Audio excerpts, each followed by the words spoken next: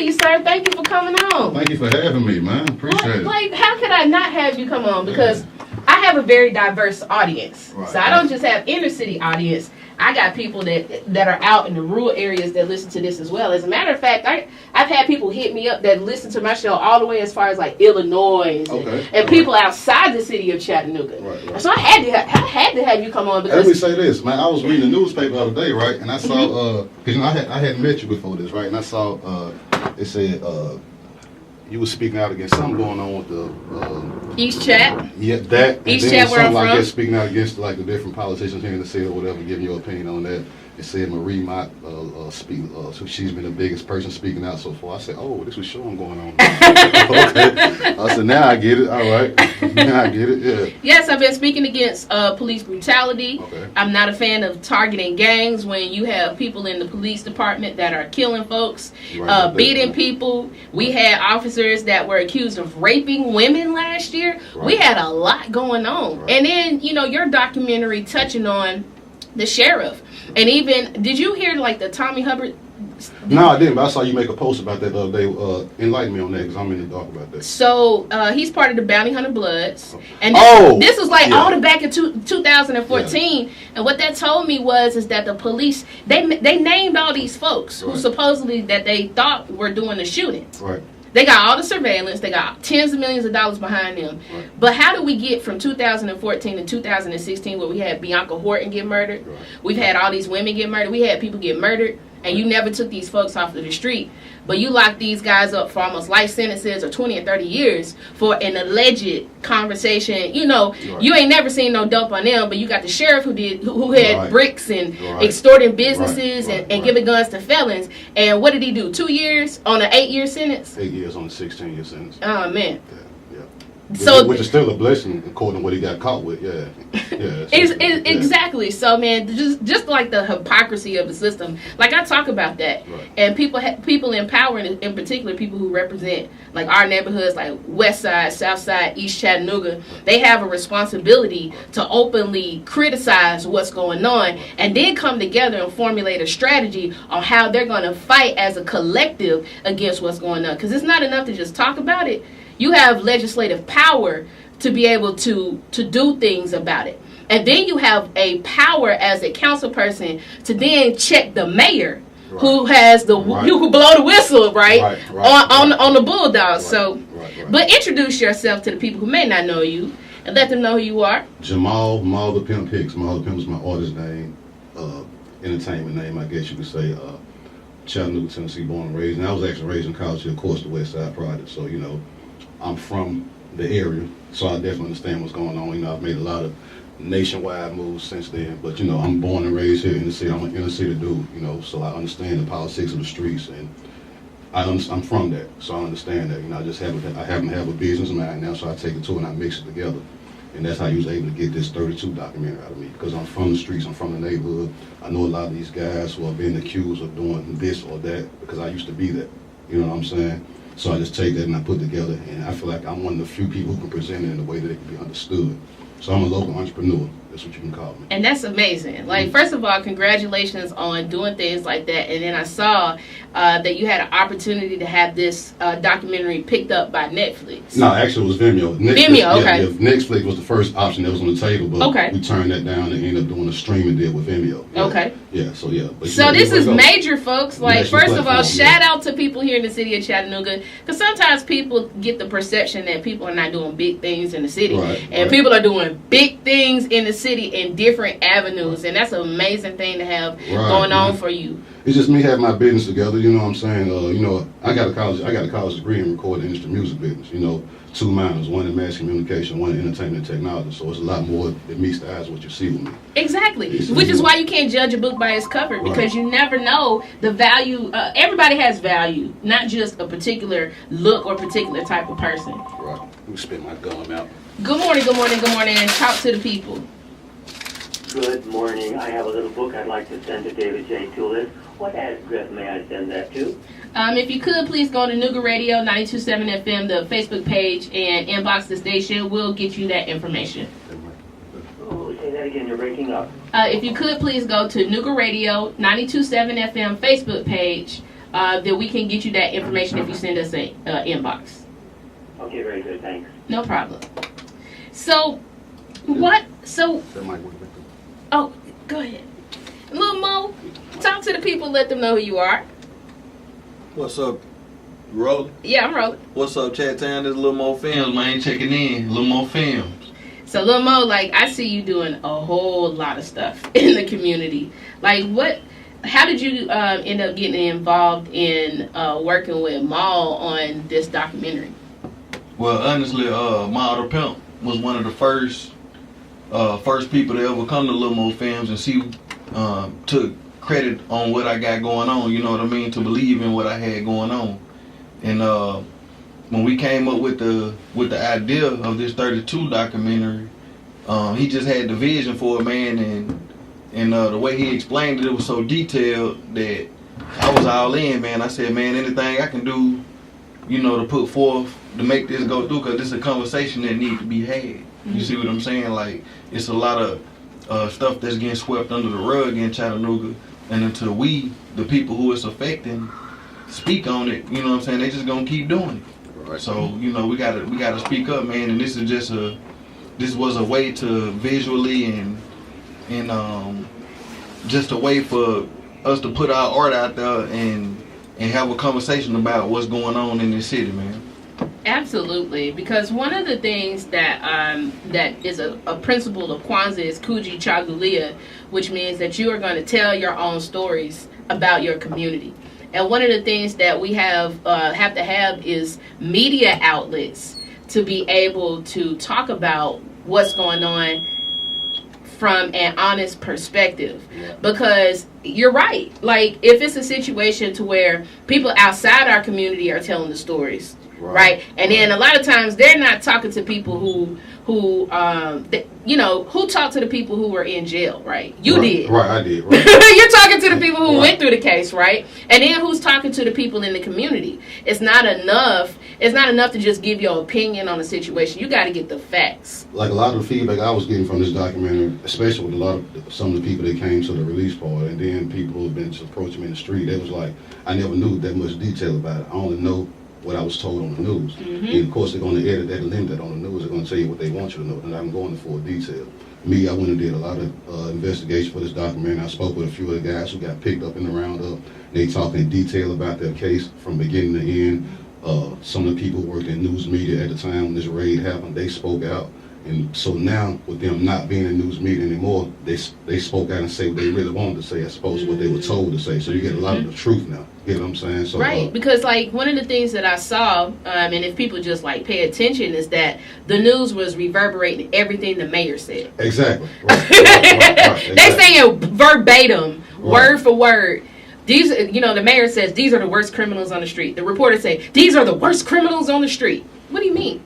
Right, and then now when I go back and talk to somebody from the news, and specifically on this documentary, they say, when I went back and looked at some of these guys' criminal records, some of them had never been in trouble before, not even a traffic ticket. And some of the ones that have been in trouble, I saw like personal use of marijuana. Pause, like because again, the perception in particular for inner city black people and in particular black males is that we all criminals. Right. We've all been to jail.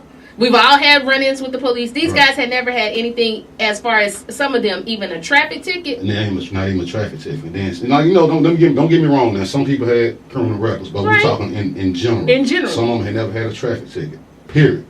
And that's not even a crime technically. You know what I'm saying? Exactly. Some people never had a traffic ticket. Then some people had like possession of marijuana to personal use, not possession for resale. You know what I'm saying? Just petty stuff. You get what I'm saying? So, and then here go the thing too about that, like. When we come from the neighborhood, we come from the street. We know that when we do certain things, we go to jail for. We know that. That's part of, that's why we try to be discreet about it. If somebody's hustling in the street, they want to keep it discreet because they get caught, they're going to jail. When people are robbing the street, that was ski masks because they don't want you to know their identity because they're going to jail for it. So we know the consequences of what we do, but the problem is if we get caught, because I'm a certain race, don't give me more time as you give this other guy. Exactly. That's the problem right there. That's judicial discrimination. That you have a white person that gets caught with, let's just say an ounce of cocaine. And then you have a black person that gets caught with an ounce of cocaine. it is statistical that the black person is going to have 3 times the harshest crime as far as the sentencing goes. The white dude going to rehab. The black dude going to the black dude he's going fed time. Yeah, it's point blank. But you know what's good? Go ahead, Mo. But you know what's good about this? Can you hear? Yeah. But you know what's good about this conversation is the way this documentary is set up is right there on the table. You can see that the sheriff of Chattanooga got caught with, you know, what he got caught with. 30 or 33 bricks. 30 bricks Kilograms kilos of cocaine. That should be life in jail. You see what I'm saying? Right. But these black dudes who supposed to be quote unquote the worst of the worst, they get caught with ounces. And we're talking about ounces. Some of them didn't even get caught with the actual ounces. Right. They just got caught talking about a cheeseburger or a pizza. And they aligned that with slang as they talking about ounces or dope. And for them to have to do more time than the person who is legitimately the Supplier. ATL connection, The supplier. the connector. Right. You know what I mean? not Like, only that, but supposed to be a law figure enforcement in the community, somebody we look to for help and to protect and serve, basically. And you're allowed, and that's the problem. To piggyback off what he said, like that's what I'm saying when I say, if I get caught doing whatever I'm doing, okay, cool. I expect to go to jail. I expect to get punished for that. But don't do to me what you wouldn't do to this guy. And this is what we covered on the documentary. Look, okay, if this white man, and I hate to say it like this, but that's basically what it is. It has to be a racial thing. If this white man gets caught with 33 or 34, or even 30 bricks, kilograms of cocaine, anybody who's in the street knows that's kingpin stuff. That's kingpin. That's cartel type That's stuff. cartel You know what I'm stuff. saying? So if you get caught with all of this, and then when we break it down to the community, these guys who are supposedly the worst of the worst and the big drug dealers, y'all saying that because you didn't catch them with nothing. You got them on the phone. That's why it's all conspiracy charges. So if they're on the phone and you saying they're talking about ounces, which is this much, if he's bringing this much in, where are they getting it from? Exactly. So he's supplying the dudes who you're locking up. So how does he get less time? And these dudes right here getting 10 and 20 years for allegedly something they may or may have not said on the phone. You get caught red-handed with it. How do you walk? But do y'all catch this? And y'all know I've been covering on the show from the Athens Park Bloods, everything that happened in them in their RICO case, that there are some of those guys, your constitutional right says that you shouldn't have excessive bail. Some of those guys have had to pay double bail to get out of jail. Like a lot of this stuff that's going on in the city of Chattanooga, and y'all see this, 32, you can pick this up. Where can they get this from? Like a hard copy. Hard copy. You can get it right now. It's at the Fast Stop gas station. Okay. 2285 Wilcox Boulevard. It's in Avondale, right across the street from the Avondale Center, right across from Little Caesar's Pizza in the East Chattanooga area. That's where you can go pick up a physical copy. For people who do the credit card and debit cards, if you want to order online, please go to the website www.32documentaryDVD.com. www.32documentaryDVD.com. If you just want to order it offline. If you want to go pick up a physical copy in the store, Fast Stop gas station, Wilcox Boulevard. All right. Y'all stay accessible. tuned for the second half of the segment. We're going to be on in just a second. And I'm going to read this to them so they can hear this.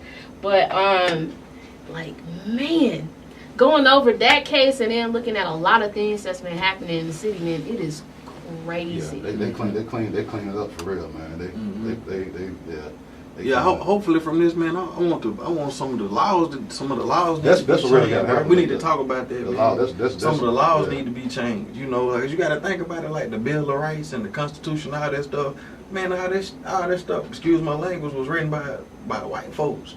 It's a new day and age. You see what I'm saying? Like they need to redo all this stuff, and it need to be a representative for each race in the room to make this shit fair. You feel me? Like, cause it's unfair. You know what I mean? It's unfair because they made the laws for them. You know, that's the reason why you see the meme with the Becky lady. They calling the police because they know the laws. You feel what I'm saying? So I can agree with even changing the laws, but then we got to think more large scale than that. How do we start putting our people in positions like sending our children to law school to where they can become lawyers, to become the district attorney, and then putting them into the district attorney seat to make sure that they're not coming down unfairly against the community? How can we have people? It's got to be assaults on people got to step up, man, in all fronts. But like, so our council council persons have the capacity to change city ordinances about how they deal with people here in the city of Chattanooga. Have they done that? Our mayor, they can compel our mayor. Our mayor can write an executive order tomorrow that he's going to decriminalize marijuana. Meaning that people can't get charged for it as a criminal possession, depending on a certain. So people do have the capacity to do this, but the question is that have we asked them, and then if are we going to get rid of these folks and then put people in position that are going to be able to change these laws? Even with the marijuana law, like in California, right? They legalized marijuana. California, Colorado, Michigan, a few states, but like. You got people who's in jail for marijuana. Exactly. And they legalized it, and they still in jail. You would think if they legalized it on Monday, you've been in jail for the last 10 years on marijuana charges, you should be out of there by Tuesday. What's the holdup? You know what I'm saying? So even though the law has changed, it still hadn't freed a bunch of people. You know what I'm saying? So like, I don't know. It's just a deep situation. You can vote wherever you want to vote into office, but until they start changing laws really enforcing the fact that the law is being changed and showing results from it. What I mean by results is, like I'm saying, people in California who've had a marijuana charge, if you change the law, it's obviously not being enforced, but they're still sitting in jail for that. Right. And it's legal now. Right. So why are they in jail still? You know what I'm saying? You got a lot of the felons now who are in jail with non-violent charges. My cousin being one of them. And now they changed the federal law saying you can be released early if you have dope charges, not violence created. So there's no violence attached to it. You should be released early, but it still hadn't happened yet. Y'all know what it is. Marie Mott with the Marie Mott Show. MAAL the Pimp here, Lomo Films. And we're talking about the documentary 32. This is important because the media only gives you one side of the story. Right. And you know what? There's a lot going on in the streets of talking, but we got to get in front of cameras. We got to get in the media. We have to create our own avenues where we're telling the truth about what's going on. Right? Right. And then in particular, to me, like a lot of this is kind of set up for bigger schemes that's going on. We know the ultimate goal is to have watered down districts where black people have existed for a very long time. People that live in their neighborhoods 50, 60, 70 years or more. Families that live out south or the west side for a long time. I'm talking about like people's grandmothers have lived in these areas. Right. And all of the property that we have is very valuable. So if we allow certain things to go on, like violence, if we allow gun violence in particular, and then we pretend like we're going to be quote unquote tough on crime, then you coming against certain neighborhoods, but there's this double standard that's going on where you're tough on crime unless it's a sheriff. You're tough on crime unless it's a person from East Brainerd or Signal Mountain or in the areas where we're not really from. And, even just seeing, even though I'm not totally against what's going on, but like they've created this whole avenue for people who now are experiencing drug charges and stuff like that. They have this particular court, but we didn't have this back in the 90s when we were struggling with crack addiction and different things like that, where we had a special court to where we could have leniency, where we could, instead of going to jail, we can do community service, or instead of going to jail, we could have a situation where we go to detox, rehab. We didn't see that when we were the ones that were kind of struggling with drug abuse, but now we see this leniency because it's not really us that's struggling with drugs. It's going outside of our community. So, documentaries like this and the avenues of media like this give us a lane to where we can tell the truth of what's going on. And all we're asking for is don't criminalize us for something that you're not going to hold somebody else to that same standard. That's the problem. You know what I mean? And then in particular, I feel like the sheriff should have been held to a harsher standard because he is a public official. He's a government. It's his job, supposedly, allegedly, to take drugs off of the street. Right. But man, if he's a mule, the DARE program. if he's bringing the drugs to the county. Man, if those dudes would have got caught, if the 32 worst of the worst allegedly would have got caught, what he got caught with, they've been looking at 5 or 6 life sentences with no parole. No parole, back to back. Get caught with multiple kilograms of cocaine and walk out of jail. It makes no sense, none whatsoever. And then, you know what I'm saying? The real thing that I question after looking at the documentary and stuff like that is, you're telling me it wasn't a deputy that was doing this. It was the sheriff that's doing this. And you telling me that there was nobody else in the sheriff's department that was complicit in what was going on? Of course. You can't sell this to me, man. You can't. Of course. And then you got to think like with these, now check this out. With that being said, right? With them not being locked up, where they at? So he's still going on. And look, let me break it down in detail. All Go right. ahead. With the 32 men who got picked up, right? Some of these guys haven't been in trouble in 10 or 15 years. So they come at them and they say, okay, this is 2013. Even though you had the last time you were in trouble with 1997, we know that you're married, you have kids now, but the fact that you still got in this situation, we're going to use this charge from 15 years ago to enhance your time unless you cooperate and tell us about some more people so we can bring more people down. You get what I'm saying? That's how they do them. Now, when you get to Billy Long, the sheriff, they don't want him to cooperate because if he tells, he's going to tell on people who's in the same position as him that's doing corrupt stuff, and y'all don't want to know that. Exactly. You get what I'm saying? You don't want to know that. If he start cooperating, then you know how many people's going to come down? You know how many government or public law officials or whatever are going to come down who's in cahoots with him if he starts to cooperate? So they don't want him to tell. They know what's going on. They don't want him to tell because he's going to bring a lot more of them down. You feel what I'm saying? Oh, I get you. So let's let him shut up, give him a few years, send him on, then bring him back and let him get out early. But y'all, you guys right here who hadn't been in trouble in years, tell everything you know. If we can get you to break like that, then we can go get a few more people like y'all who are moving minor drugs, not nothing major, but we need to get y'all off the street. So let's use y'all to take y'all down. You get what I'm saying? I get you. But Mr. White Man and the high power who's bringing in millions of dollars of drugs, we don't want you to say anything because you're going to bring down more white people who are in high position like you. So don't talk. Just take this time. We're going to send you to prison, to a protective prison way on the West Coast. That way nobody knows you. And then in a few years, we're going to bring you back home to your family. Right. Yeah. To me, he was rewarded for his silence. He was, man. Yeah, he was, man. You know, and people, and they seem, they not looking at that part of it. You know what I'm saying? They're not looking at that part of it. But this is what's going on. You know, so you talking to Atkins Park Bloods, okay, that's cool. You talking these 32 men, that's cool. But talking some of these people the sheriff is connected to. See how many people you bring down then. Well, Jim Hammond himself is connected to another man who had a steroid ring, selling steroids. So now, how big is that? How big is that? A multi-million-dollar steroid ring. So it's just this.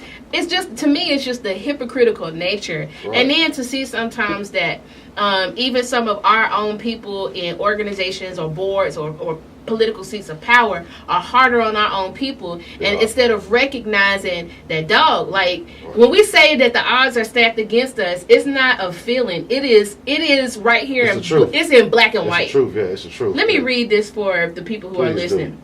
In 2008, after a 10-month investigation, Hamilton County Sheriff Billy Long was arrested on federal charges ranging from drug trafficking. Now, understand this, not drug possession. Words are important. Drug trafficking. And money laundering to extortion. The arrest of the Sheriff Long exposed major corruption among law enforcement in Hamilton County, not just the city, throughout the county. This was only the beginning of a timeline of events that followed. FBI began a second investigation in 2009 in an attempt to supposedly take drugs and guns off the streets of Chattanooga, Tennessee, by targeting those who they assumed and they called major players. 4 years later, in November 2013, 32 men in Tennessee and Georgia were indicted on federal drug and weapons charges. The 32 men indicted were profiled for months to come as the worst of the worst. Now, I'm going to pause right there because perception is everything. And so, we hear that drug trafficking, now, sheriff, this is, right. We got to break it down for them.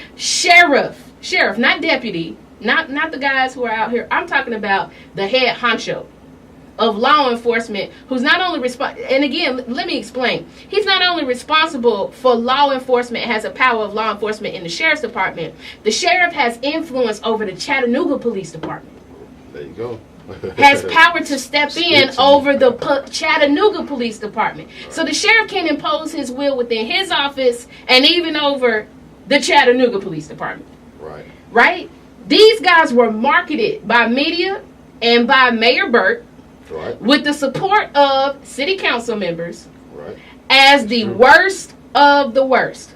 And I question why would a mayor and a city council person not want to call into accountability someone of the same political stature as them, as opposed to people in the community, which many thought was a racial profiling and defamation of character. 32 DVD documentary shows an in-depth coverage of the 32 men in the federal roundup, also including federal investigation and arrest of Sheriff Billy Long. Plus, see an exclusive interview with news anchor Matt Barber, is that correct? Matt Barber, yeah. As he speaks in detail about media coverage of what turned out to be the biggest FBI roundup in Tennessee history. This documentary ends with a music video soundtrack titled 32 by none other than himself. Myself. MAAL the Pimp. Yours truly. You dig?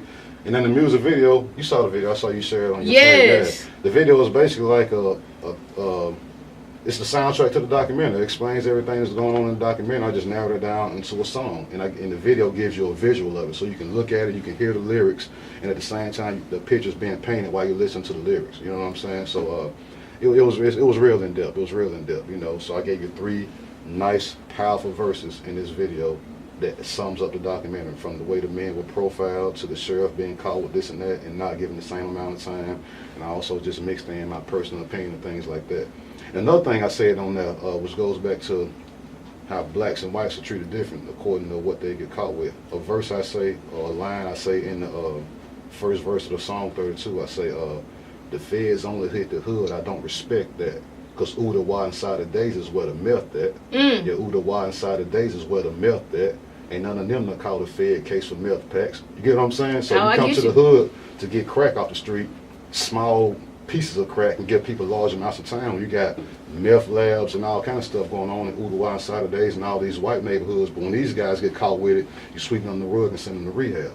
You know what I'm saying? But you come to our neighborhood and get this small stuff and you send us to the penitentiary. That's what's going on, but y'all keeping that under the rug right there. You know, if you really want to get drugs off the street, if that was really your real goal, how come you only got all black men? Drugs is a thing that every race does. Say that again for the people who slow in the back and didn't hear you. Yeah, if you're really trying to get, if you genuinely in your heart want to clean up drugs off the streets, how do you only get black men? So black people, the only race that does drugs. You got white people do drugs, Mexican, Chinese, everybody does drugs. You get what I'm saying? So if you're trying to clean drugs up off the street, it should be no way that you only get black people for that. Right. Being particular in who you want to take down and who you want to arrest and who you want to help and who you want to throw under the bus. And these black dudes that you got, the drugs they allegedly sold come from this white sheriff. You get what I'm saying? So like, so he's supplying, and to me, this is just like the hypocrisy of not only just the drugs, but also the fact that he was giving guns. Right. So people always want to say gang members, but where are they getting this stuff from? Right. Where are they getting this stuff from? Like in the Tommy Hubbard, he asked him, "Where are you getting the drugs?" He's so Stretch, whatever his name is. He says his name is Stretch. Okay, he says, I know this particular gang leader of the Bounty Hunter Bloods. I know he's supplying them. I know he's supplying other gang members with the dope. And the guy says, no, because he asking people. He asking people for $20. You know what you're talking about. For $20. And what did he say? He said, no, it's Ronnie Bennett. And he says, oh, white boy Ronnie? Yeah. So white boy who got the dope, not the $20 nigga. We're not bringing the drugs in here. We don't have planes, trains, boats, 18-wheeler trucks. We don't run the border. We're not getting it in here. We're not bringing it in here. Which do you really believe that gang members have linked with Russians and all sorts of people who bring in choppers and it's not happening. It's not happening. It's not. And you know what? This is the sad part. They know that, man. They know it. They know that. Now when it gets to the city, you know, you got people who this is the street. So people gonna do whatever they can do to make money. So once the drugs get into the city, if somebody's able to get their hands on it and sell it and make money, they're gonna do it. But they didn't bring it into the city. Exactly. They didn't do that. You know what I'm saying? So and that's the problem. If you want to charge people with selling drugs or whatever when you catch them, that's understandable. But what about the people that got it in their hands? That's what right. are you gonna do about that? Man. Exactly. Yeah. And what are you doing? We all know, and let's just not lie to ourselves about the things that we see. The hypocrisy of law enforcement and political figures, how they always target people of color, and in particular African American males, because it was like the same spooky feeling seeing like the Athens Park Bloods all in the paper. It's like this time we went from 32 So to add like that up. 50. What's that? Do the math. What's that? 32 plus 54. And like honestly, like they can do me and Lil Mo like that, you know, because we're messengers. You know what I'm saying? We're talking about this. This not supposed to get out there. You know what I'm saying? So just thinking one day if we riding and I get pulled over all of a sudden and there's something in my trunk. Man, I done got You pulled see what over I'm 3 saying? times since I dropped this DVD. Art. I ain't bullshit. There's something in my trunk all of a Little sudden. Mo Films done got pulled over 3 times since this DVD dropped. When did the DVD drop originally? Originally came out in 2016, I think. That was the first version that came out. Then after that, that's when the situation came over with Vimeo to do a streaming deal. And for us to get the streaming deal with Vimeo, they said it had to be anywhere from 60 to 88 minutes long for it to be a documentary that they would accept. So we had to go back and do a lot of in-depth interviews and add more footage to it. And that's when this version came out. Okay. And this was released November. This was 2018. I forgot what month last year, but this came out last year. Yeah. So in a few short months, you've been pulled over 3 times But since I've you been on did point every time though. that you did the extended cut. I've been on point every time. Man, you see, this is why, folks. Ida B. Wells said that we have a responsibility to shine a light on these dark and musty truths, right? And again, I said at the beginning, when you shine a light, what happens? Everybody scatter. Right. Everybody scatter. You know what I mean? And we got to know what's going on. So when we see these things happening, we need to start fighting back. You know, I feel like we can't just. We know that they sweeping stuff up under the rug. Yeah, you know that, yeah. But we got to talk about this so we can Right. start figuring out how are we going to stop this stuff from happening. Right. You know what I mean? Like, this is so important because you guys, you couldn't get this anywhere else. You couldn't get this anywhere else. Had it not been for Monty, Pimp, and Lil Mo, Right. we wouldn't know half of the things going on. My boy Charles too, man. Hey, we can't leave out my boy Charles, man. Shout out Charles to Charles Robinson, man. Lil He Mo, did the editing, man. He Right. can't. He wouldn't. Hey, it wouldn't be nothing without him. It was a 3-man team thing. Okay. Lil Mo did the film. Lil Mo filmed the documentary, so he's the filmer. Charles Robinson, my guy, out of he's from Washington D.C. He lives Okay. in Nashville now. He did the editing. So he put it together. So when you're watching and just the way it's just flows Flow so in. smooth, he did that. When you're looking at the camera footage, he did that. And I'm kind of like the overseer, the executive producer who wrote the whole documentary. Teamwork. And that's a beautiful thing. Yeah. What are some things that you got coming down the pipeline? As Shoot. you, Boy, you know, don't boy. tell too much. Don't tell Boy, where too you wanna much. go with that? But give them maybe Boy.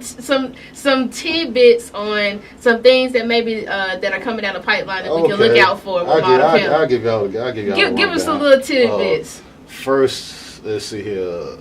I think February, end of February, maybe early March. I got a new album coming out called Nothing But Respect. Okay. You know, and then also around the summer 2019, I'm releasing another documentary called The Fam Record Story. It's called Off Comes the Mask. It's my first time talking about that publicly. Yeah, I got a documentary about Fam Records. Everybody who knows how the music scene here in Chattanooga started, basically started with the origins of Fam Records. You know, but the labels broke up behind FBI activity, basically. You know, so now we're finna go in there and tell the whole details from beginning to end about how the label started, all the accomplishments that were made with the label, and how at the end of the day it crumbled because of street activities. You know, so we're gonna go into detail about that. It's a story that a lot of people always wanted to hear.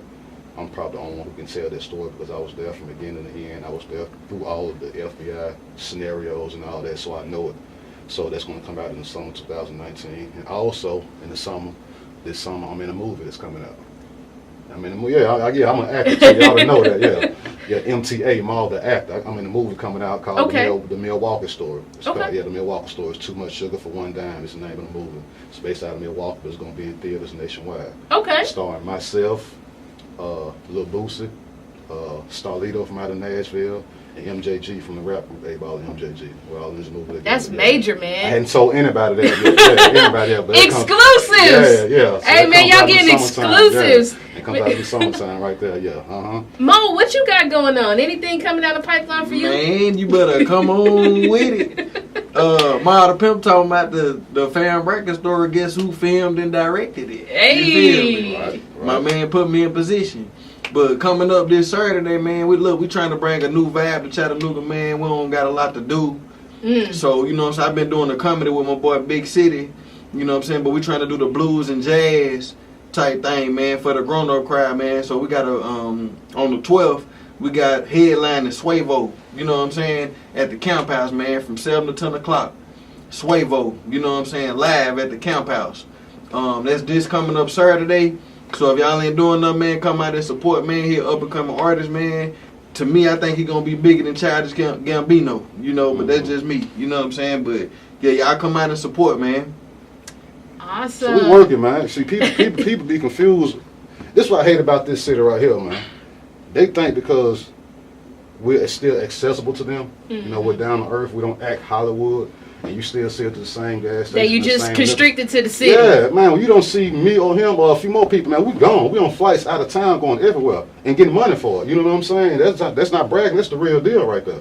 That's the real deal. It's real. Outside of rapping, it's networking and business that come in. Networking and business and being in the public eye, that's what keeps you afloat right there. You know what I'm saying? So people need to know that, man. People need to know that. So you don't see us, we working hard. Yeah. Shout it out one more time where they can pick up the documentary 32. 32 documentary. And it's in the city. Go to the Fast Stop gas station on Wilcox Boulevard, 2285 Wilcox, or go to www.32documentaryDVD.com.